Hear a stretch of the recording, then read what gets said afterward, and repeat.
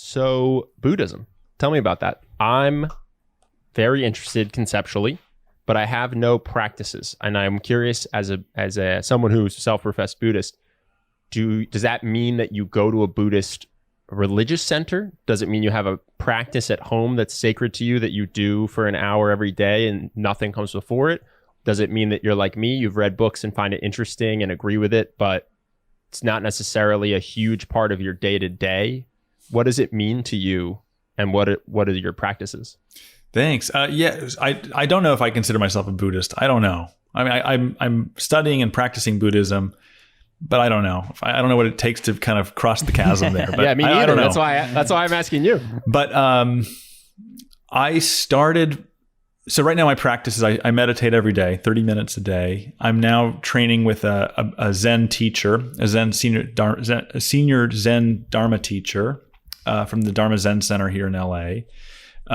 Tim Callahan, who's great and has been practicing for 35 years. What does that training look like? Do you guys sit and meditate together, or he? Yeah, at this point, it's one-on-one Zooms. So this is new for me. It's fairly new, but we meet once a week. We sit together, so we meditate and practice together, and then it's koan training. So Zen is what's called kungan or koan training, which is a lot of the training is done through questioning, through very interesting questions, sort of a dialogue that happens where the student or the pupil is asked a question and prompted a question, and it retrains the way that you answer questions. That's sort of foundational and built off of a lot of the practices and the wisdom of the training, the wisdom of the teachings. Could you give an example of a koan for us? Yeah. So an example of a koan is, what was your face before your mother was born? Yeah. And learning how to answer that and how to hold a question like that where there is no duality, where there is no real solid answer. Or where were you before your mother was born? Mm-hmm. These are questions that are bigger. They're impossible to answer, yet you have to hold them again with that totality. And what was your face before your mother was born? Or do you have? I won't share them only because it kind of breaks the whole training. But in a sense, do you respond I don't in language? know. That's the end. I don't know. Do you respond with language, or is the point to have that epiphany moment where you become the witness, realize that you are like what?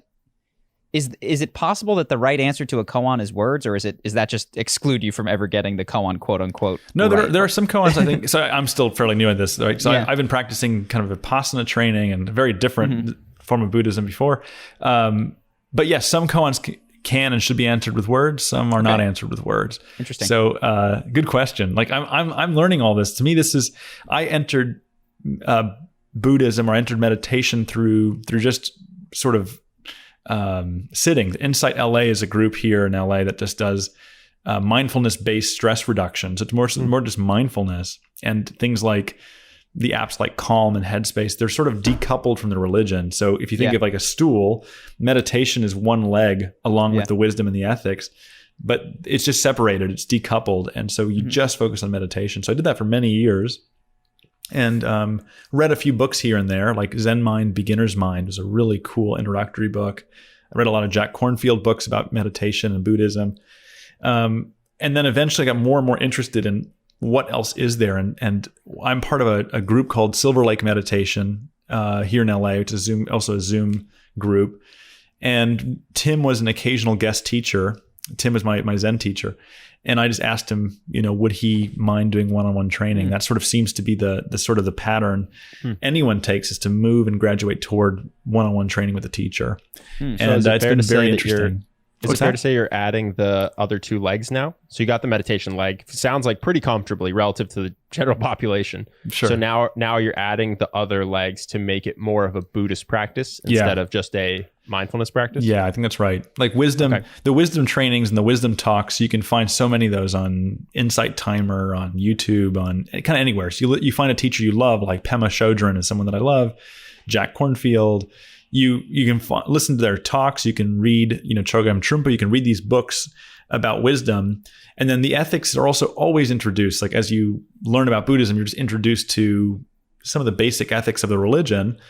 Or if you even call it religion, it's like a philosophy in a sense. But you start to connect them all, and they all start to come together where all of a sudden they're integrated in a way that I find much more fulfilling. I mean, the practice of sitting and sitting mindfully and seeing and observing and understanding your thoughts, when they're combined with the work that you've put into, you understand the wisdom of the religion or the wisdom of the teachings, and you now have this ethical framework, then it becomes this really interesting combination and synergy of, you learn how to sit, you learn how to practice with your thoughts, but then all of a sudden in life, moment by moment, as things come up, and you feel confident in how you behave. And there's a interesting, I think they're called the primaries, which are the 5 things you sort of chant to yourself or say to yourself every morning. I'm of the nature to grow old. I'm of the nature to grow sick. I'm of the nature to die. Everything that I love will change or go away. My only true possessions are my actions. And so you learn to sort of sit with this idea that every moment by moment, you're sort of, you understand your function and you act. Can you tell me more about those ethics? So it sounds like that's a release of material possession and increased attention towards action. What are there some shoulds of Zen Buddhism? Because when I think of ethics, I think of what you should do, and perhaps that's a very Western view of what ethics have come to mean. But they're prescriptions for good behavior and restrictions from bad behavior. Is that how ethics work within Buddhism? That there are things you should be doing or ways you should be doing things? Yeah. It's painted quite simply. It's things like right mind. So like being of the right mind and being in a place where you can be clear-headed, you can think straight, you have equanimity. You're able to, be disinterested in a positive way. Not killing is very simple. I mean, it's and so most Buddhists are vegetarian, at least. I'm not. I used to be, but I'm not now. So as an example, that's one that I'm not fully prescribed to. But not that I'm opposed to it, just not something that I've crossed. Right speech, so speaking, and that all, they're not very clear. I mean, in a sense, they're intentionally vague. It's like, and there's ideas that all of these things should just not be done with heedlessness. So you might take a precept of saying, I'm no longer going to intoxicate myself, but only to heedlessness. Like if the intoxicant, if you're taking a psychedelic and that's going to help you catalyze some of your insight or your enlightenment, that's fine. Or if you want to drink and you have a drink and it's not heedless, it's not going to get you out of control, that's fine. And if you've got if there's a hornet coming to kill you and you got to kill the hornet, I think that's fine. So I think a lot of it, so much of the teaching is the middle way. Is just, you aspire for something, you aspire to do these things, you aspire to kind of live a certain way, and every day you just try, and that's it. That's the effort. You don't beat yourself up about it. And I kind of like that about it's been it just sounds very true. Like every time, the more and more I read and study and practice, I'm like, this just feels right. This feels like something I've known all along, but have not been paying attention to.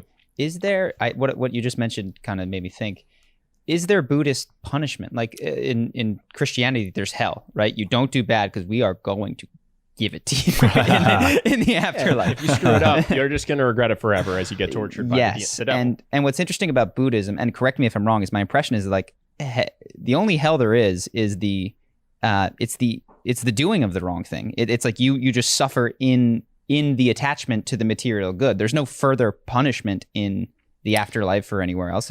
There's no afterlife. There is this is stuff suffering. That I'm not quite prescribed to, and I don't know enough about. So I'm quite ignorant. But there are elements of karma at play with certain sects of Buddhism, where karma comes into play in the sense of there's things like reincarnation, who you come back as, your karmic seeds sort of following you. I really don't know anything about this. I'm purely ignorant. I'm just sort of, from what I gather, there's that whole element there. And there's also a mystical sort of element as well that's also quite divided and different. And just like any religion, like Buddhists also fight about what's right and what's wrong and who's true and all that good jazz. So it's a very peaceful fight. Not always. There are some Buddhist wars out there. There have been Buddhist wars for sure. So hope that you guys enjoyed that clip. If you want to see more like this and have us do more podcasts, we are 100% funded by our generous patrons. And if you'd like to contribute, there's a link in the description, and we'll have one pop up on the screen right here so that we can do more podcasts where we have fun conversations and hopefully some deep ones like this. Either way, hope that you enjoyed the video, and I will see you in the next one.